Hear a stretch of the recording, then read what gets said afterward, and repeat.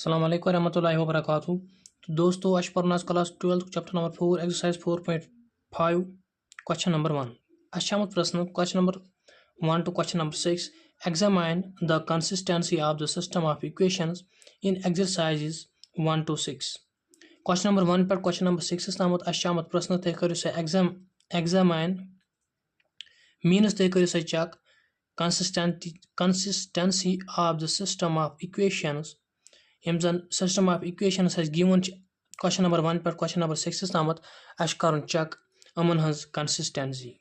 यह question solve करने bro जरूरी यह समझुन यह कंसिस्टेंसी कैसे गई। तो यम जाए नी मे सिंपल डेफिनेशन जन कंसिस्टेंसी समझन बाबत जन एनसीईआरटी पे डेफिनेशन सू डेफिनेशन नी मे यम जाए तो बह कर यम जाए समझाने कोशिश दपन कंसिस्टेंसी कैसे गई। Consistency of system of equations सह कैसे गई। A system of equations is said to be consistent अख सिस्टम ऑफ इक्वेशन हसा हेको वनित यह हसा consistent if its solutions one or more exists अगर हसा Amik solution one or more exist गसन अस वनो तेल अख सिस्टम ऑफ इक्वेशंस हसा कंसिस्टेंट अगर हसा Amik solutions means one or more solutions exist गसन तेल हेको वन सिस्टम ऑफ इक्वेशन हसा कंसिस्टेंट। वन ब्याक टर्म युस जन इनकंसिस्टेंट सिस्टम। इनकंसिस्टेंट सिस्टम क्या गो A system of equations is said to be inconsistent if its solutions does not exists. Inconsistent system of equations हसा गो सो इक्वेशन यमिक सॉल्यूशन एग्जिस्ट गसन कहीं बे अक लट बन अख कंसिस्टेंट यम जान समझुन बे समझुन यम जान इनकंसिस्टेंट अस कर हेको वनित अख सिस्टम ऑफ इक्वेशन हसा consistent if it is solutions one or more exists अगर हसा अमिक सॉल्यूशन एग्जिस्ट गसन तेल हसा सिस्टम ऑफ इक्वेशंस कंसिस्टेंट अस कर हेको वनित अख सिस्टम ऑफ इक्वेशंस हसा इनकंसिस्टेंट ये हसा तमिक सॉल्यूशन एग्जिस्ट गसन कहीं if it solutions does not exist. I hope yes ताम तह क्लियर तो सिंपल डेफिनेशन तो अम पतन हेचो यह चेक कर कंसिस्टेंट कित पे हेको कर चेक अख सिस्टम ऑफ इक्वेशंस हसा कंसिस्टेंट तो बे कित पे हसा करो चेक अख सिस्टम ऑफ इक्वेशन हसा इनकंसिस्टेंट तो यह करो हेचन कोशिश। तो यम जाए नी मे सिंपल एग्जाम्पल जन एनसीईआरटी पे गिवन तम एग्जाम्पल थ्रू हेको समझित अस कित पे करो check consistency and inconsistency of system of equations. तो यम जाए नी मे गिवन इक्वेशन 3 जनरल्स मज नी मे equation 3 a1x plus b1y plus c1z is equal to d1 a2x plus b2y plus c2z is equal to d2 इतना पे नी मे ये इक्वेशन 3 इक्वेशन नी मे तो अस करो चेक यह जन system given system of equation यह इनकंसिस्टेंट कि कंसिस्टेंट। तो अम खतर क्या करो अस निमो मैट्रिक्स ए कत निमो बराबर जन एक्स ब्रोह कन यम ते एलिमेंट वायस बित कन यम ते एलिमेंट जेडस बित कन यम ते नंबर्स या कह ते डिजिट्स आसन तो अत बनाओ अख मैट्रिक्स तमिक जन आर्डर 3x3 तिकाज अस नी यम जान 3 सिस्टम ऑफ इक्वेशंस तो अस हेको जत नित तो वनस नी मे 3 समझन बाबत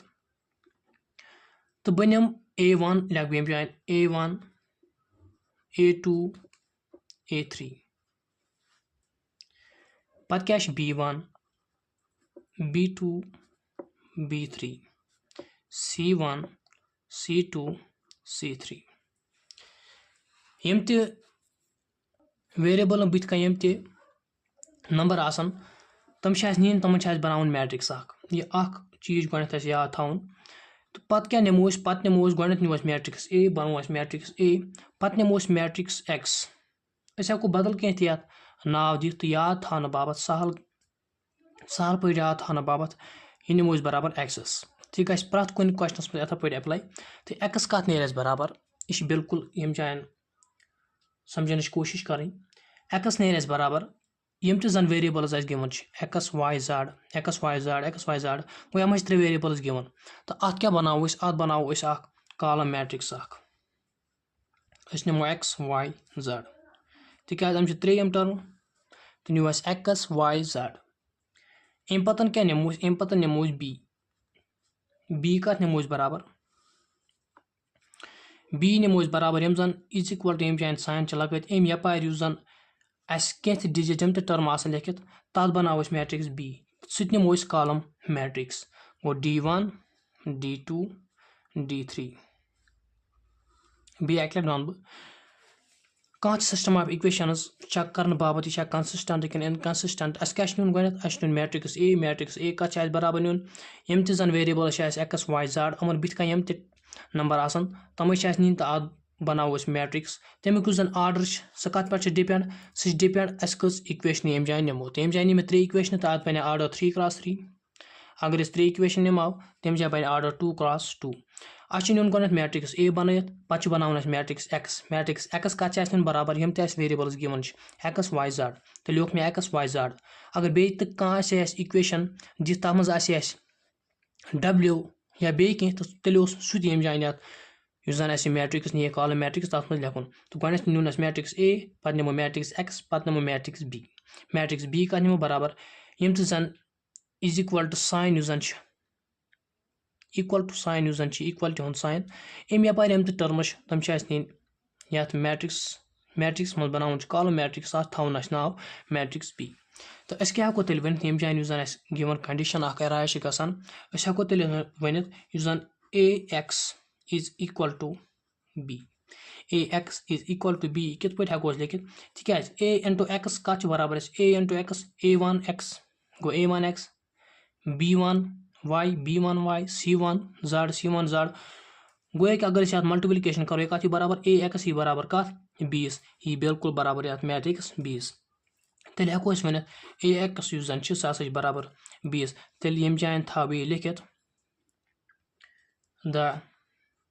सिस्टम ऑफ इक्वेशन यम जन system of equation us given 3 equation हम हसा हेको लिखित कत फॉर्म मज the system of equations can be written as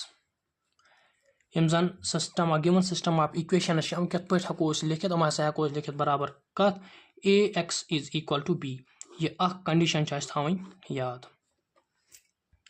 I hope यह समझ से क्लियर यम जन गिवन इक्वेशन दिख अस matrix A X B A X कत ग बराबर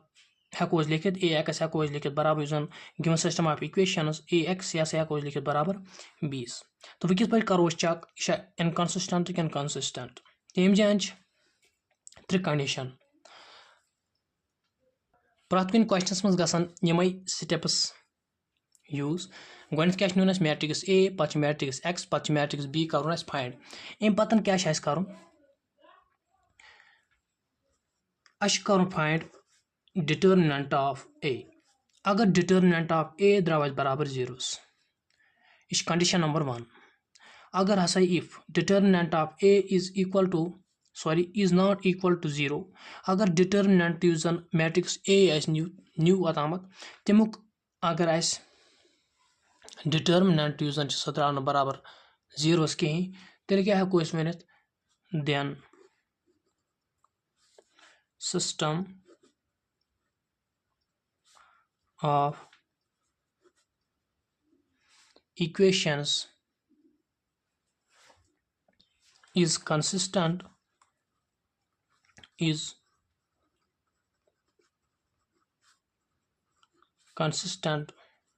and has unique solution. I hope यह समझ से क्लियर तो अगर ये तामत फाइंड करने पत मैट्रिक्स ए फाइंड करने पत matrix X matrix B find करने पत अस क्या कर फाइंड डिटर्मिनेंट ऑफ ए अगर डिटर्मिनेंट ऑफ ए द्राव बराबर 0 कहीं तेल क्या हेको वन तेल हेको सिंपली वन जन गिवन सिस्टम ऑफ इक्वेशंस हसा कंसिस्टेंट सिस्टम ऑफ इक्वेशंस बे जन सिस्टम ऑफ इक्वेशंस अत unique solution if determinant of A is not equal to 0 वन अम पतन ब्या कंडीशन अराइज गसन अम पतन case number 2 if determinant of A is equal to 0 अगर हसा डिटर्मिनेंट जन मैट्रिक्स ए तमुक डिटर्मिनेंट द्राव बराबर 0 तेल क्या पत अम पत फाइंड करन and adjoint of A into matrix B अगर यह द्रा बराबर जीरोस condition number case number second क्या अगर हसा डिटर्मिनेंट ऑफ A द्रा बराबर जीरोस बे adjoint of A into matrix B यह द्रा बराबर जीरोस तेल क्या हेको वन system of equations is consistent अगर condition number case number first अगर हसा डिटर्मिनेंट ऑफ A द्रा बराबर जीरोस सॉरी द्रा न बराबर जीरोस कहीं तेल यूज सिस्टम ऑफ इक्वेशंस यह हसा कंसिस्टेंट बे हसा unique solution if determinant of A द्रा बराबर जीरोस तेल क्या फाइंड तेल फाइंड कर adjoint of A into B अगर सह द्रा बराबर जीरोस तेल हेको वन यूज सिस्टम ऑफ इक्वेशंस यह हसा कंसिस्टेंट अम पतन case number third if determinant of A is equal to 0 अगर हसा डिटर्मिनेंट द्राव बराबर जीरोस मैट्रिक्स A बे use adjoint of A into B यह द्राव न बराबर जीरोस कहीं तेल क्या हेको वन यूज सिस्टम ऑफ इक्वेशंस यह हसा इनकंसिस्टेंट सिंपली त्रे केस थवन याद गोच कर फाइंड यूज system of given system of equations कर find matrix A X B A X B means अगर बेत मल्टीप्लिकेशन करो AX यह हसा बराबर 20 यूज जन गिवन सिस्टम ऑफ इक्वेशंस पे कह लिखित अगर इन पान में मल्टीप्लिकेशन करो AX हसा नी बराबर बे 20 तो सिंपली कर फाइंड मैट्रिक्स AX B ती लेखन जरूरत कहीं क्वेश्चन करने मज तो अम पतन केस थवन याद पे कर फाइंड डिटर्मिनेंट ऑफ A अगर डिटर्मिनेंट ऑफ मैट्रिक्स A द्राव बराबर जीरोस कहीं तेल हेको वन सिस्टम ऑफ इक्वेशंस हसा कंसिस्टेंट बे हसा यूनिक सोल्यूशन अगर डिटर्मिनेंट ऑफ A द्राव बराबर जीरोस तेल क्या फाइंड कर adjoint of A into matrix B अगर सह द्राव बराबर जीरोस तेल हेको वन गिवन सिस्टम ऑफ इक्वेशंस यम हसा कंसिस्टेंट अम पतन ब्या कंडीशन अराइज गसान केस नंबर थर्ड अगर हसा डिटर्मिनेंट ऑफ A द्राव बराबर जीरोस वनस अगेन तेल क्या फाइंड करो तेल बे find adjoint of A into matrix B अगर सह द्राव बराबर जीरोस कहीं तेल हसा हेको वन सिस्टम ऑफ इक्वेशन यम गिवन सिस्टम ऑफ इक्वेशन यम हसा इनकंसिस्टेंट तो I hope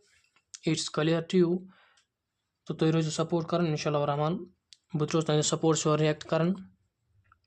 the next video समझ इजाजत अल्लाह हाफिज़।